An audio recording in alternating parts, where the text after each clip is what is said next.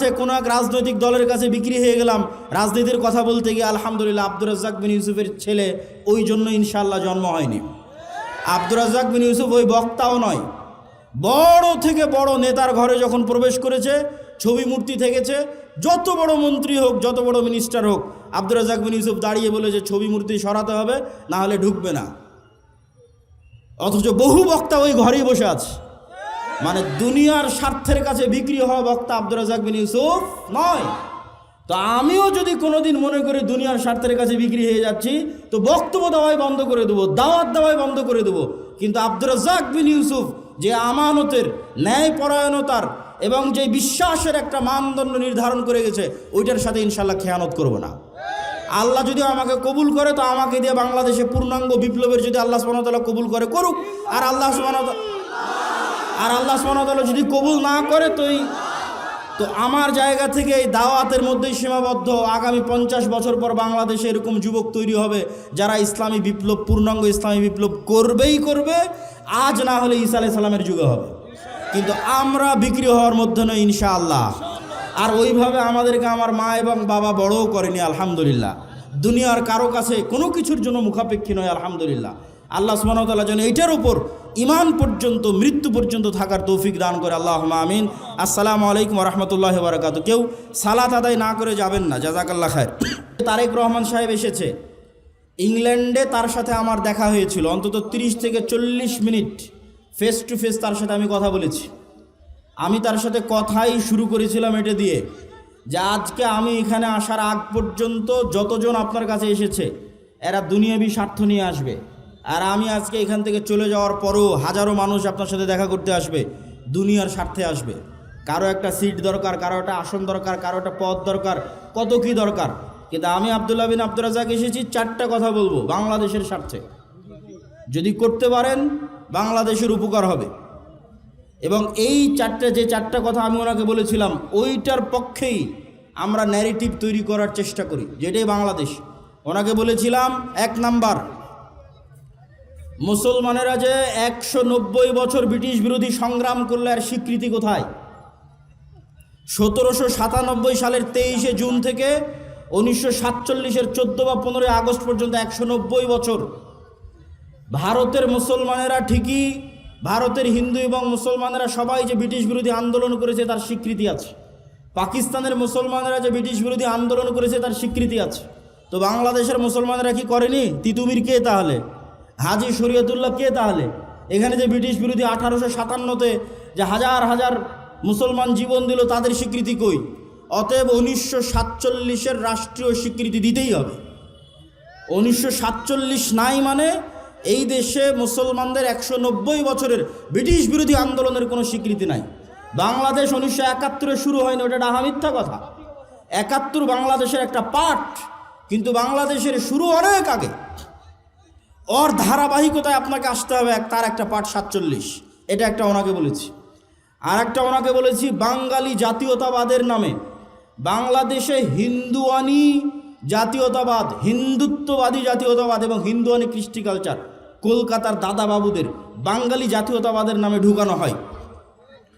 এই বাঙালি জাতীয়তাবাদের নামে হিন্দুত্ববাদী কৃষ্টি কালচারের মূলোৎপাটন করতে হবে। বাংলাদেশের নিজের সংস্কৃতি, কৃষ্টি কালচার প্রমোট করতে হবে, যেটা ওসমান হাদি বলেছে যে কালচারাল ফ্যাসিজমের বিরুদ্ধে আমাদেরকে লড়াই করতে হবে, যে কারণে সে তাকে জীবনও দিয়ে দিতে হলো। 3 নাম্বার বলেছি বাংলাদেশে জাতির পিতা বলে কিছু থাকা যাবে না। আগে যারা ছিল তাদের জাতির পিতা ছিল শেখ মুজিবুর রহমান। আপনারা আসবেন, আপনারা এসে বলবেন জাতির পিতা জিয়াউর রহমান, এটা চলবে না। আপনি এতটুকু করতে পারেন, এই পুরো বাংলাদেশ তৈরিতে যাদের অবদান আছে তাদের সবাইকে সমান একটা মর্যাদার জায়গায় দিতে পারেন। ফাউন্ডার ফাদার্স এরকম একটা মর্যাদার জায়গায় দিতে পারেন, যেখানে শেরে বাংলা একে ফজলুল হকও থাকবে, হোসেন শহীদ সোহরাওয়ার্দীও থাকবে।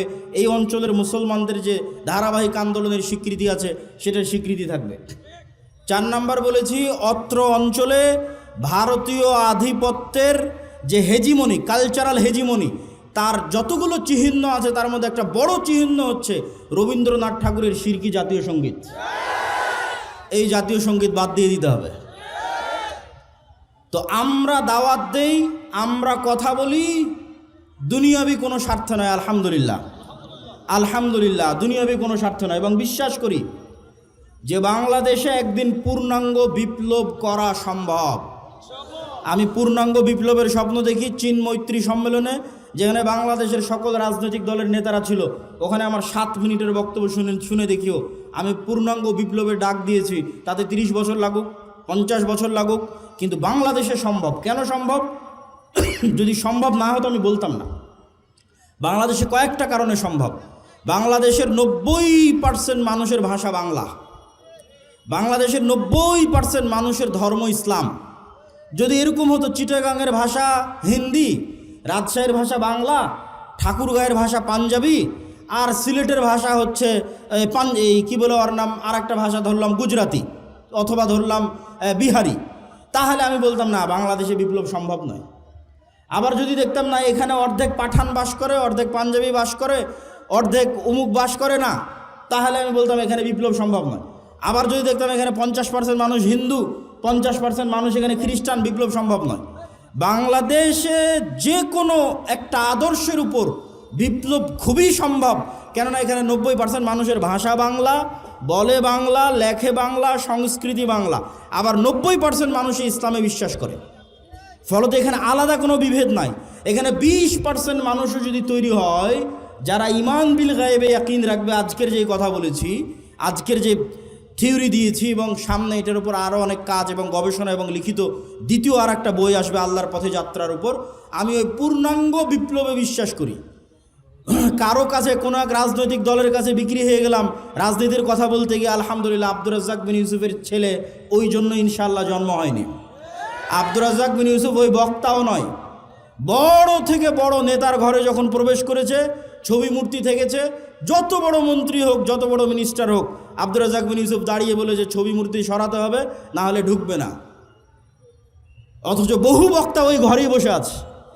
মানে দুনিয়ার স্বার্থের কাছে বিক্রি হওয়া বক্তা আব্দুর রাজ্জাক বিন ইউসুফ নয়।